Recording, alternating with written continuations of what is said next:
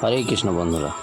তো সেদিন ছিল আমাদের গ্রামে 24 প্রহর, তাই সেই জন্য জল আনতে যাওয়া হচ্ছে 108 জন মহিলা মিলে পাশের গ্রামে একটি নদীতে। আপনারা দেখতে থাকুন।